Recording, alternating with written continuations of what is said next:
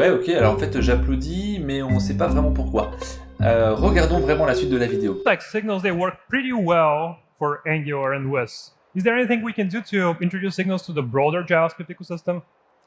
Well, the Angular and Wiz teams have been involved with even broader conversations with the web ecosystem experts to advocate for signals as a JavaScript language standard feature in the JavaScript Standardization Committee, TC39. And as of a couple of weeks ago, they're now actually at stage 1. Ah ouais, alors en fait, ils sont en train de dire que JavaScript va avoir un nouveau standard, les signaux. Et Angular sont déjà en train d'introduire dans leur dernière version la notion des signaux. Ça sert à quoi? Un signal est un feu de circulation. Par exemple, on a une valeur, on a un état. Cet état, on va pouvoir le modifier, passer sur une autre chaîne de caractères.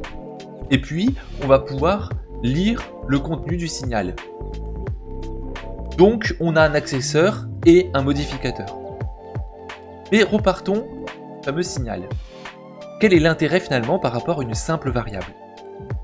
Eh bien, comme un feu de circulation, lorsque ça passe du rouge au vert, il va y avoir un effet, il va y avoir une action, il va se passer quelque chose.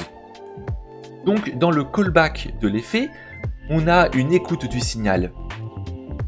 Et à ce moment-là, comme le feu de circulation, quand ça passe au vert, les voitures, eh bien, avancent. Eh bien, c'est la même chose ici. Eh bien, on peut faire une condition. Si on passe au vert, qu'est-ce qui se passe? Vous avez vu? Action, réaction. Le troisième point, ça va être la notion de computed. Repartons donc du signal.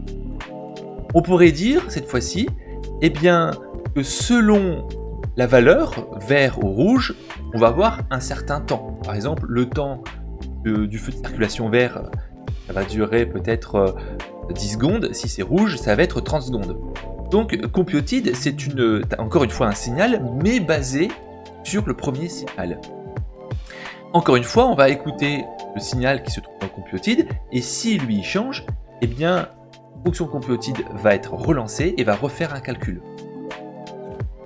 Donc, on peut lire le signal, une fois. Et puis, si je change sa valeur, à ce moment-là, on va avoir une nouvelle valeur dans le signal. Il faut juste faire une remarque, c'est que, bien sûr, un computed, c'est tout simplement un accesseur. On ne peut pas le modifier. On est en train de dire que les signaux sont peut-être dans le futur un standard de JavaScript, alors il faut vraiment les utiliser tout de suite.